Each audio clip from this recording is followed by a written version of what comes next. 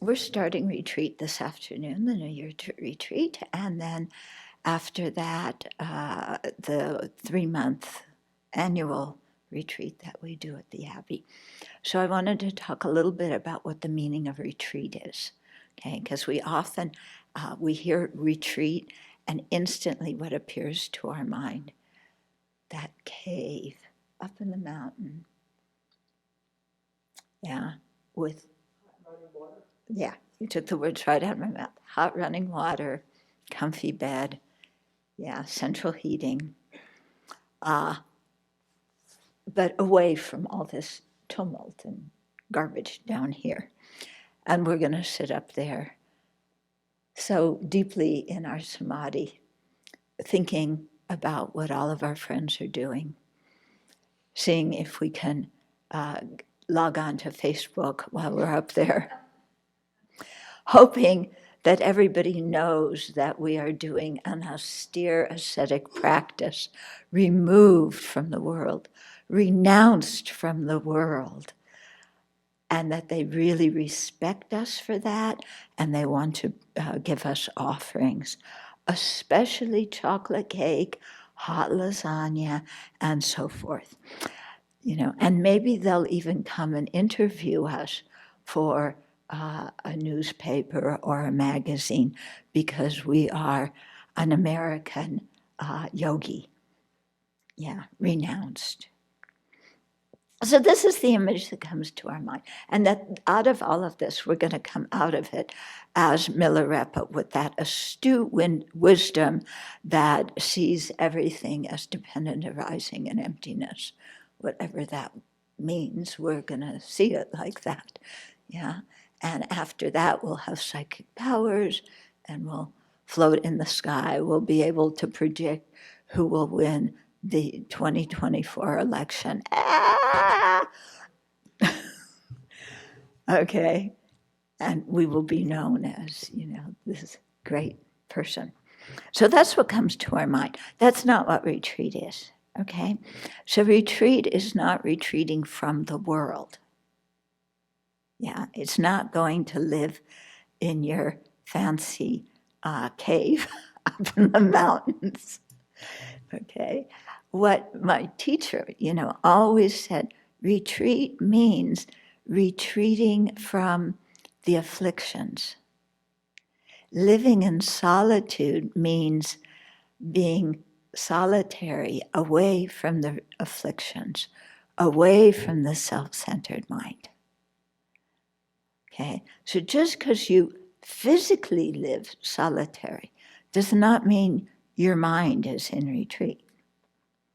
And just because you may live in whatever this world is called, does not mean that your mind isn't in retreat, okay? So retreat is the state of your mind and how, you know, to what extent the afflictions arise, to what extent you exert the introspective awareness to notice the afflictions when they've arisen, to what extent you renew your mindfulness and return your mind to a virtuous object. Yeah, be you in meditation or not in meditation. So that's what retreat is. Okay, so it's very important to remember this, especially if you're doing a retreat where you're counting mantra, and the temptation is to spend at least one session, if not more, every day, calculating and recalculating how many more days it's going to take you to finish the requisite number of mantra. Okay? Some people know what I'm talking about. Yeah? And you do the math in your head, all that math that you can't do usually when you're trying to pay your bills. Now you can add, subtract, multiply, divide in your mind, you know, and you have your stopwatch and how many mantra can you say in so long and in how many minutes. And if you do this session this long, you'll say that many mantra and then you will finish the retreat by then and that'll be great. Yeah, and then you can say, oh, I did that retreat.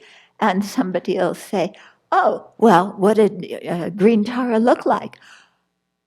She's green. What was her posture like?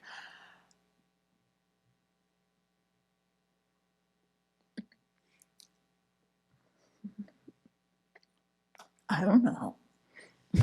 But I said her mantra 111,111 times, so I did the retreat, you know? Okay. In what way were you meditating on green Tara? Was she an inherently existent one? Was she a dependent arising one? Yeah. How did you do the self-generation? Yeah.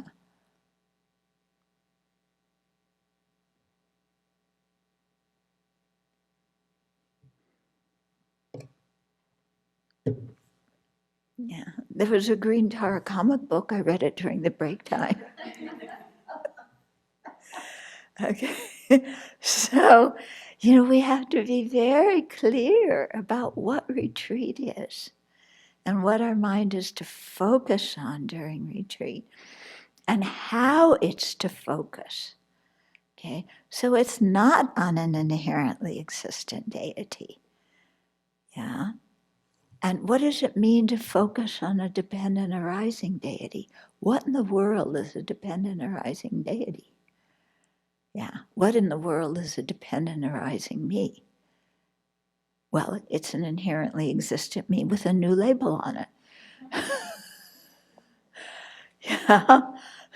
So to really understand what are we trying to do in retreat, okay? We have a retreat structure all set up for the purpose of helping us do retreat. Okay? So it's not for the purpose of making you suffer. It's for it may make the affliction suffer. But remember, if you're practicing bodhicitta, when your self-centeredness suffers, that's good.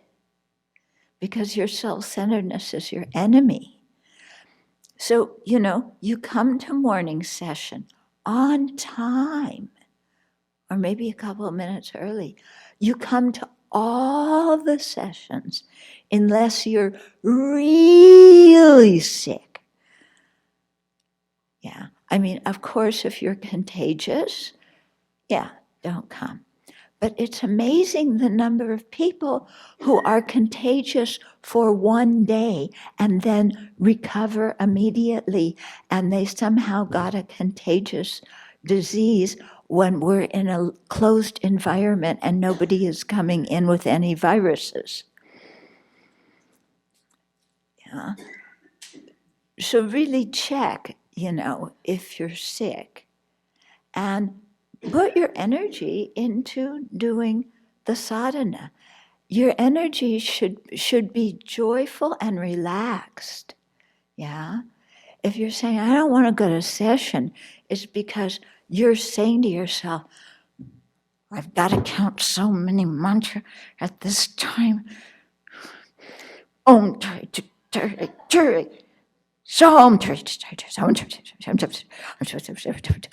Oh, how many was that? Oh, I left out the ture. I need to start all over again. Oh, darn it. If your mind is objecting to come to session, you're coming with the wrong attitude. Yeah. And your mind's unhappy. Yeah.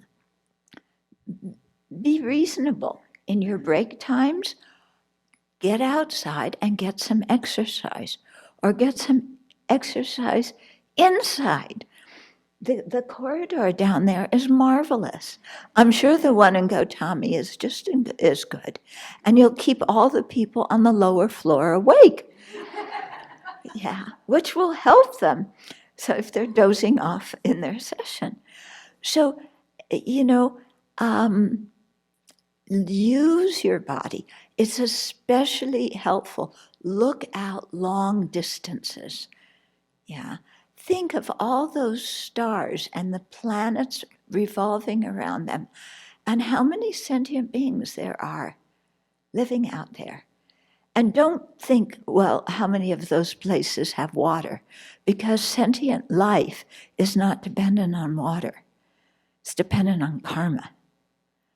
And you can have bodies that don't need water to live. So there's so many sentient beings out there. Yeah. Some maybe our eyes could see with, at some point, but many our eyes can't see. We don't have the karma to see them. Okay? So think about all those living beings in all the 6 realms of existence who really need help. Yeah, who want to hear the Dharma, who want to be guided in the Dharma, who just need plain old compassion to get through the day. Yeah, because who knows what's ravaging in their communities? It could be a lot worse than COVID-19. Yeah, and they, just for them to even know that other people care about what's going on is important.